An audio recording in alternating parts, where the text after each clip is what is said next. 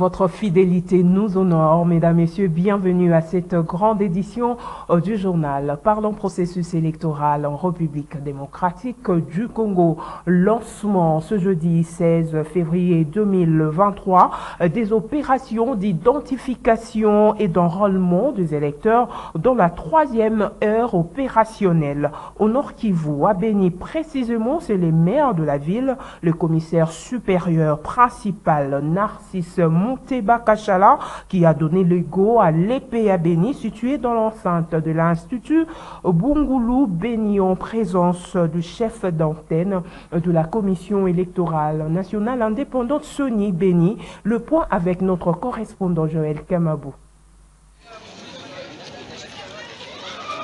C'est le maire de la ville de Beni, le commissaire supérieur principal Mouteba Kachala qui a lancé officiellement le début de l'opération d'enrôlement des électeurs ici à ville de Beni. C'était à présence du chef d'antenne de la CENI, le chef de bureau de la MONUSCO, Beni Boutembo Lubero et d'autres autorités venues pour la cause. Les activités de lancement se déroulaient à l'école primaire d'application EPA 6 dans les enceintes de le cité Bungulu Beni. Le maire de la ville de Beni rassure sur la sécurité des centres d'inscription et d'enrôlement des électeurs durant toute cette période. Il a à cette occasion appelé la population de la ville de Beni à s'enrôler massivement. Aujourd'hui, c'est le grand jour tant attendu. Aujourd'hui, nous sommes venus pour lancer des opérations d'enrôlement dans la ville de Beni. Nous le faisons au nom de Monsieur le Président de la République démocratique du Congo, Son Excellence Félix Antoine Tshisekedi Tshilombo. Nous invitons toute la population de la ville de Beni de venir s'enrôler massivement. Les femmes, les hommes, évidemment les jeunes aussi qui ont atteint l'âge de se faire enrôler, d'être là au moment. Nous avons donné des instructions et cela, la police et le service de sécurité, ils sont engagés à cela et nous avons, vous avez vu, je suis accompagné du chef du bureau de la MONUSCO. Il nous accompagne aussi, faisant ainsi qu'il y ait la sécurité dans la ville de Beni. La CENI a tout prévu, ils ne peuvent que venir, il y aura des solutions pour tout le monde. À moins que vous ne soyez pas congolais. Si vous êtes congolais, il y a toutes les mesures ont été prises. Ils sont au 30 centres d'inscription qui sont opérationnels sur toute l'étendue de la ville de Beni répartis dans les 4 communes. D'après Deogrosas Mbayar et chef de la CENI, l'opération d'enrôlement ira du 16 février au 17 mars 2023. À ce qui concerne les déplacés de guerre qui sont dans leur famille d'accueil ici à ville de Beni, les chefs de la CENI à ville de Beni a le su attendre que les mécanismes sont en train d'être montés pour résoudre ces problèmes. Néanmoins, il estime que ceux qui sont venus des territoires de Beni et ou de Mampassa doivent s'enrôler dans leur milieu d'origine pour ne pas augmenter le nombre de sièges à ville et diminuer dans les territoires. Je peux vous confirmer que ce matin, tous les centres sont ouverts. Quant à ce qui concerne les déplacés, pour ce qui concerne la ville, il y a ceux qui sont venus de Ouï. Il y en a ceux qui sont venus de Lituri, il ne faut pas oublier. Il y a ceux qui sont venus de Rwenzori, de Mambasa. Et la CENI est en train d'étudier cette question au niveau de la hiérarchie parce que c'est vraiment très capital. Il faut que ces gens soient enrôlés sur le compte du territoire pour ne pas augmenter le nombre de sièges en ville et les diminuer au territoire. De son côté, le chef de bureau de la MONUSCO, Beni Boutembo Lubero, a rassuré sur l'appui logistique sur le déploiement des matériels électoraux dans les milieux ruraux. Josia Oba affirme que la MONUSCO reste déterminée à toujours appuyer le processus électoral à République démocratique du Congo dans son intégrité.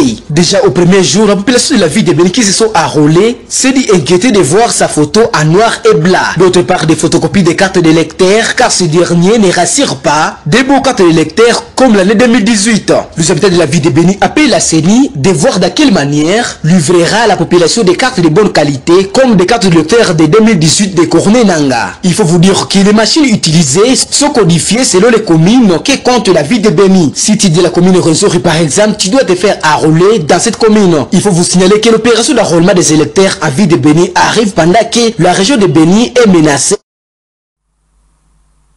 L'analyste politique Timothée Lenoir, l'efficace, salue le lancement ce jeudi 16 février 2023 par la Commission électorale nationale indépendante Sony de l'opération d'enrôlement et d'identification des électeurs dans la 3e heure opérationnelle. Ces derniers invitent par la même occasion l'ensemble de la population à soutenir la dite opération. Il est au micro de Maxime Macabo. Lancement de l'opération d'enrôlement et d'identification des électeurs dans la 3e heure opérationnelle, l'analyste politique Timothée Lenoir Lenfika, qui reste positif quant à la participation des tout Congolais aux élections de décembre 2023, invite par ailleurs les uns et les autres à soutenir la dite opération lancée par la CENI. Bon, écoutez, par rapport à ce que moi j'ai comme données, ce que je sais aujourd'hui, tous nous ne pouvons qu'accompagner, soutenir la démarche de la CENI. Parce qu'il faudra qu'on se le dise que quand la CENI a lancé, son processus, personne n'a donné la chance. Aujourd'hui, il y a eu beaucoup en termes des enrôlés, pour ne pas dire en termes de succès, mais au moins les choses au niveau de la CENI ne cessent de s'organiser. Et j'estime, connaissant l'équipe Kadima, qui est super entourée d'un niveau élevé de motivation, ils vont s'organiser, évidemment sous la bénédiction de l'intérieur et de la défense, afin que dans des zones entre guillemets qui posent problème, qu'il y ait réellement enrôlement. Donc moi je suis quelqu'un de très positif, je suis quelqu'un de très rationnel, j'estime et je me dis dans mon attendement, il est de notre devoir de donner la chance à cette démarche qui va nous amener aux élections, ça veut dire soutenir la CENI par rapport à sa 3e phase, et je reste positif, voilà. Donc la manière dont la CENI s'organise, bénéficiant totalement de l'appui sécuritaire de la défense et du ministère de l'Intérieur, je me dis que dans mon attendement, les choses vont se passer comme ainsi, et c'est vrai, les petits soucis ne manqueront pas, mais cette détermination ne peut qu'être accompagnée par nous qui sommes citoyens congolais d'abord, politiques, pour dire que bel et bien cette année, nous ne pouvons pas rater cette opportunité afin d'aller aux élections. Et les risques ont toujours été au rendez-vous en politique,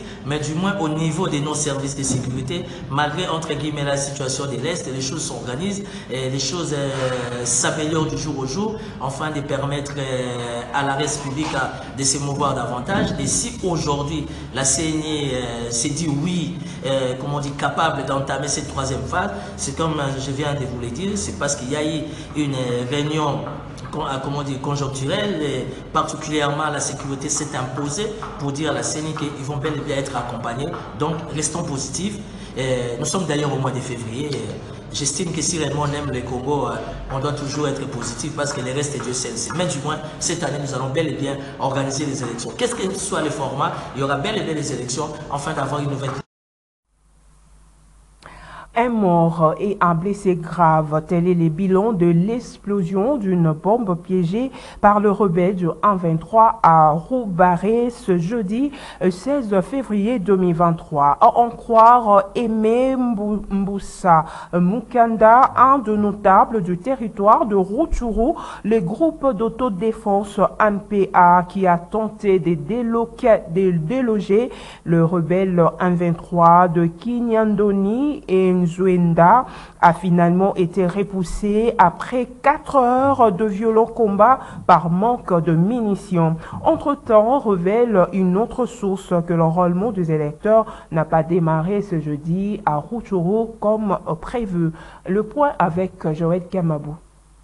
L'actualité à territoire de Rutshuru ce jeudi est caractérisée par l'explosion d'une bombe aux environs de Rubare, une cité située à plus de 60 km au nord de Goma sur la route Goma-Rutshuru. Une femme a été blessée, une autre est décédée sur place et celui qui est blessé, tous ses jambes ont été coupées. Nous signalons que les affrontements ont été signalés à Kinyandoni et Ngwenda la matinée de ce jeudi vers 4 h du matin et le groupe des autodéfenses de MPA ont attaqué les positions de M23. Ils ont récupéré ces positions et les renforts de M23 qui est venu de Rutshuru Centre, Nyongera et Pena ont repoussé les patriotes et nous signalons que jusqu'à maintenant la situation est redevenue calme. Les M23 contrôlent Ngwenda et Kinyandoni. Les affrontements ont été signalés à Kichanga et à Kahumiro près de Kishishe. Il est temps que le gouvernement puisse voir comment libérer toutes les zones occupées puisque nous allons à la phase de l'enrôlement des électeurs. On ne peut pas enrôler les gens et laisser les autres. Dans la province du Nord Kivu, tous les territoires ont commencé à l'enrôlement, mais sauf le cas de Rutshuru. Parlons santé à présent. Le ministre de la Santé publique, Hygiène et Prévention, le docteur Jean-Jacques Mbungani, a présidé ce jeudi 16 février 2023 à Kinshasa une cérémonie d'inauguration du Centre national d'intelligence épidémiologique dans le but d'améliorer le système de détection et de riposte des épidémies. Le point avec Maxime Macabo. Construit et équipé grâce aux partenaires techniques et financiers du ministère de la Santé, dont l'UNICEF, les Fonds mondiaux, l'OMS, les CDS, la NFEP, ces bâtiments d'un niveau constituent, selon le ministre Jean-Jacques Mbungani, un laboratoire de traitement des alertes et d'analyse des données épidémiologiques provenant des provinces. Dans ce mot de circonstances, Jean-Jacques Mbungani a indiqué que ce centre est l'une des réponses aux orientations données par lui afin de lutter efficacement contre les épidémies. La succession des grandes épidémies et des événements de santé publique enregistrés ces 10 dernières années m'a permis de donner les orientations au service de la surveillance, d'améliorer le système de détection et de riposte visant à anticiper le phénomène de santé publique ou encore d'étouffer l'épidémie dans l'œuf afin d'éviter la diffusion ou la propagation de phénomènes inhabituels ou inattendus. La mise en œuvre du Centre national d'intelligence épidémiologique est l'une des résolutions et aussi une étape cruciale vers l'intelligence artificielle qui constitue l'outil de demain pour la surveillance de maladies et événements dans l'approche Une Santé à l'ère de la numérisation. C'est pourquoi je salue l'apport de tous les partenaires techniques et financiers, en particulier l'UNICEF, pour la construction de ce bâtiment qui constitue le laboratoire de traitement des alertes, d'analyse des données provenant des provinces, afin de produire les informations et de visualiser à partir des données recueillies par la surveillance des événements, la surveillance des indicateurs et les données des médias. Je demande au directeur de la DSE et son équipe de bien gérer ce bâtiment et tous les équipements et matériels y affectés afin de contribuer à l'atteinte des objectifs visant à améliorer la qualité de la surveillance épidémiologique. Une visite guidée dans les locaux de ces centres a sanctionné la fin de la cérémonie. Et puis Rigen Sambangina Maou, cadre du mouvement de libération du Congo MLC de la Fédération Lukunga 3 a rempli son devoir civique en s'enrôlant ce jeudi 16 février 2023 au complexe scolaire d'Anela au quartier Kindele dans la commune de Mongafula. Après avoir obtenu sa carte de lecteur, Rigen Samba a appelé la population à un enrôlement massif. Georges Libengue.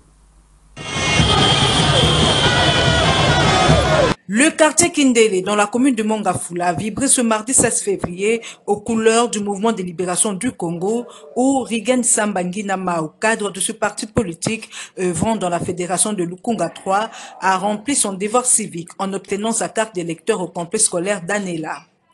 Accompagné du camarade Adolphe Kamenga, secrétaire exécutif fédéral de Lukunga 3, Rigen Samba a saisi cette opportunité pour remercier sa base qu'il a accompagnée jusqu'au centre d'enrôlement de la CENI tout en leur demandant de rester fidèles à l'idéologie du chairman Jean-Pierre Bemba. Il a par ailleurs lancé un appel vibrant à tous les habitants de la commune de Mongafula à un enrôlement massif pour permettre au parti du prophète politique Jean-Pierre Bemba de rafler plusieurs sièges. nakomi awa na centre mpona koya kozwa carte électeur carte oyo bozali komona nakokisi yango mpona nini oyebi ke mokonzi na biso Jean-Pierre Bemba Gombo président national ya MLC ye esi asalaki yango biso nyonso bana esengeli tolanda ndenge ye mokonzi asalaki yango ngai mpe nakokisi yango me nasengi na bino nyonso tu bana Mongafula nyonso bokende kosarole bikola etikali ya kotanga bozwa bakarte oyo ekosunga biso na baelektio oyo ezoya toza na posa kimwenza kindele kimvula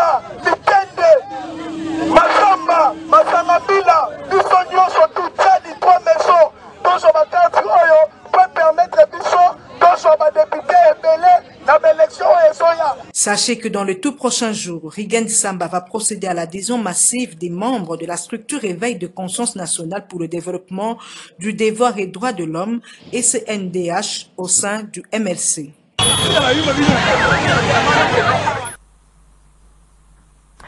Après les exploits réalisés dans sa première phase, le projet de renforcement des infrastructures socio-économiques dans la région centre de la République démocratique du Congo prise entame son second volet. La cérémonie relative a été organisée mercredi 15 février 2023 au Fleuve Congo Hotel par le vice-premier ministre, ministre de l'Intérieur, Daniel Asselo, en présence de son collègue François Robota de développement rural ainsi que du coordonnateur de prise Deo Sunzu. Les reportages est de Bonanzinga et Richie Mantumona. Au nom de son Excellence, Monsieur le Premier ministre, chef du gouvernement, je lance les travaux de la deuxième phase du projet prise. C'est parti pour la deuxième phase du projet de renforcement des infrastructures socio-économiques dans la région centre de l'RDC prise. Le go a été donné mercredi 15 février au Kempinski Fleuve Congo Hotel par les représentants du Premier ministre Jean-Michel Samalou Kondé, le ministre de l'Intérieur Daniel Asselo. C'est en présence du ministre sectoriel François Robota du développement rural, mais aussi de représentants de la Banque africaine de développement BAD, ainsi que du coordinateur national de ces projets, l'ingénieur civil et hydraulicien, spécialiste en eau potable et assainissement de Onsunzu Kabwakatanda, qui parle ici de ce qui constitue la phase D de ces projets, y compris les provinces retenues comme zone d'intervention. Le premier défi, c'est celui de relever d'abord le taux d'accès à l'eau potable et à l'assainissement. Ça, c'est ce qui est plus important et plus bénéficiaire pour nos populations ou nos frères qui vivent dans la zone centre du projet. Et l'autre défi majeur à relever dans ces projets pour la phase 2, c'est les défis d'aspect logistique.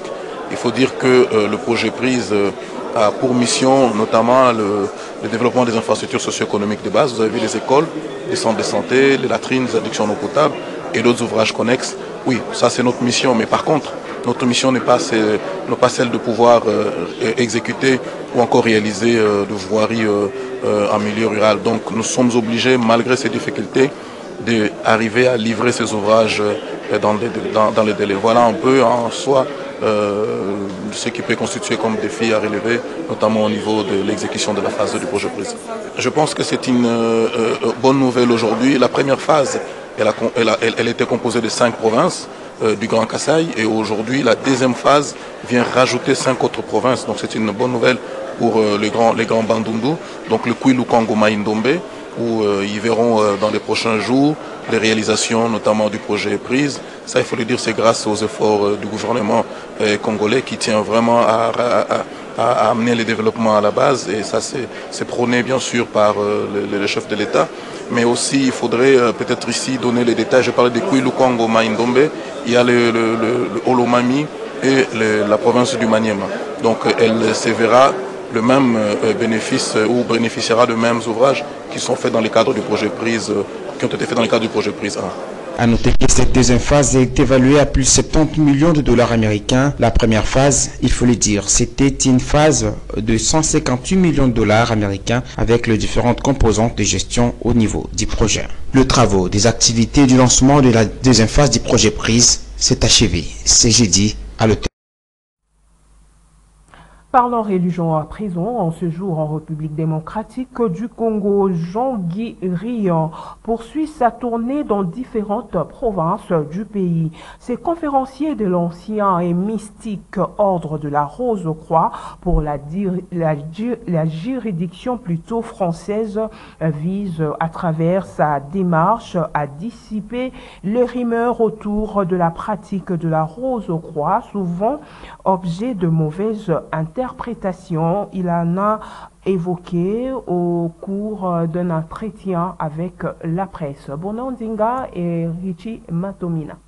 Le but de l'enseignement rosicrucien, c'est notamment l'éveil de l'âme. Conférencier de l'ancien mystique Ordre de la Rose-Croix à Morque pour la juridiction française, Jean-Guy Riant a au cours de cet échange avec la presse expliqué les fondamentaux qui constituent les pratiques rosicruciennes à l'instar de la méditation, concentration et la prière, souvent mal interprétées alors que, dit-il, c'est cela même l'éveil de l'âme. Vers les pratiques que vous venez d'énumérer, vous éloignez l'homme de se rapprocher de Dieu. Ces critiques qui vous viennent des mouvements religieux. Donc par rapport à votre question, ce ne sont que des rumeurs et c'est de la désinformation donc vis-à-vis de l'ordre et de son enseignement. L'ordre en aucun cas n'éloigne ses membres de Dieu, au contraire. Le but de l'enseignement rosicrucien, c'est notamment l'éveil de l'âme. Pour les rosicruciens, l'âme humaine est une étincelle de Dieu. Et elle a la même nature, c'est vraiment une étincelle, une parcelle du divin qui est en l'homme. Et donc le travail du rosicrucien, c'est justement de travailler à cet éveil spirituel pour pouvoir, à un moment donné, arriver à un stade où on va pouvoir penser, parler et agir sous l'impulsion de son âme. Quels sont les avantages, au-delà de l'éveil de l'âme, y a-t-il des avantages matériels qui s'attachent à ça ou non? Je sais qu'il y a beaucoup aussi de rumeurs par rapport à ça, du fait que devenir membre de l'ordre de la Morque va procurer certains avantages matériels, faciliter les carrières, etc. Alors là, il faut que la réponse soit claire, c'est non. Ça, ce sont des rumeurs. Ça ne procure aucun avantage matériel quel qu'il soit, puisqu'en fait, je dirais, cela relève de votre vie privée, votre carrière professionnelle, et la Morque ne s'immisce jamais dans la vie privée de ses membres. Plusieurs activités sont prévues avec le membre de l'Ordre de la Rose-Croix, ville-province de Kinshasa, avant de retourner dans sa juridiction en France. Là, c'est un séminaire qui est réservé aux rosicruciens, parce qu'on va vraiment parler de l'enseignement, donc là, il n'est pas ouvert au public. Mais cela étant, nous avons des activités qui sont ouvertes au public régulièrement, soit des conférences. Alors c'est vrai qu'on s'est mis un petit peu en berne ces derniers temps, parce qu'avec le Covid, évidemment, ça a impacté les activités, mais les conférences vont reprendre. La preuve étant, c'est que je suis là devant vous. Il y a des conférenciers ici aussi, sur le territoire, qui peuvent aussi expliquer ce qu'est l'ordre. Et puis on a des séminaires qui sont parfois ouverts au public. Lorsque l'on traite de sujets qui sont, je dirais pas spécifiquement rosicruciens, eh bien il nous fait plaisir, entre guillemets, de pouvoir aussi ouvrir nos travaux à des personnes qui seraient susceptibles d'être intéressées. Et puis évidemment, dans ces cas-là, il n'y a aucun engagement. Ils participent au séminaire et puis après ils sont tout à fait libres évidemment de rentrer chez eux et de ne pas devenir forcément rosicruciens. Vous savez, la liberté, c'est vraiment quelque chose de fondamental dans l'ordre, et on rentre aussi librement, je dirais, dans l'ordre qu'on le quitte, et voire même quand on peut y revenir quand on l'estime nécessaire. Parlons sport à présent. Le sujet a fait un grand bruit dans la capitale et du buzz sur les réseaux sociaux.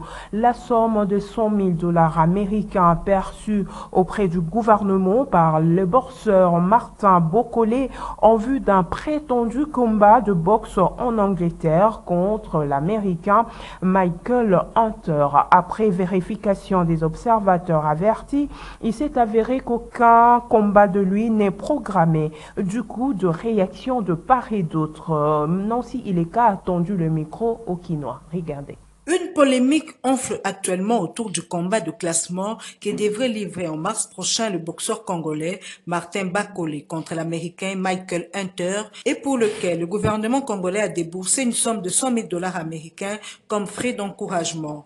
Pour de nombreux Congolais, le gouvernement de la RDC s'est fait anarquer par le boxeur Martin Bokolé pour un combat de boxe fictif. C'est ce que déplore les Kino.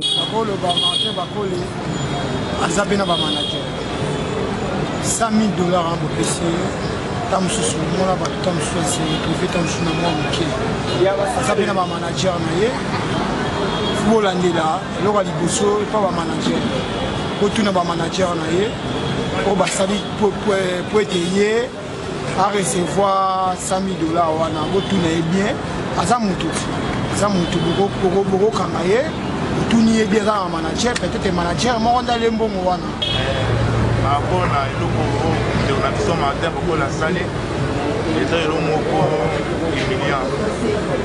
Au moment où traversé na mboka na biso, moment très difficile, yo passé devant l'État pour escroquer mbongo ebele 100 000 $. eza mbongo ebele basoda bakuna na este batouche mbongo wana te me yo mutu moko so oyebaki olingi okechange nationalité na yo kende na yo na volonté na yo moko olie oleka liboso ya leta ozwa mbongo ebele nango okima nango $100 oke komba eza pete sportif wana babisa $1000 mbongo wana bakokoluka okutaka ata population le fiske $200 apparemment te kuluna ezwangi makasi parce obengani bango bateka libanda na balabala nga namonaki likambo oyo na télévision na ndenge azosine badocument soki na bureau ya ministre n'est-ce pas asine mpe na document oui komba ezali apesa $100,000 asine mpe bapapie nga namona natalaki na télévision balakisi yo image asine badocument mais komba tili yo munda te bon bato wandeni bayebeke komba eza te américain wana oyo bango sodisa bakele bunda na ye ayebi eloko moko te koma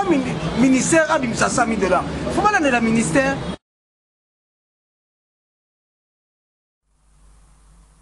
Suivons à présent le concerné, la réaction plutôt du concerné, le boxeur Martin Bokolé, dans un live sur Facebook, rejette plutôt la faute à l'Américain Michael Hunter qui aurait dit avoir de difficultés pour combattre depuis une année.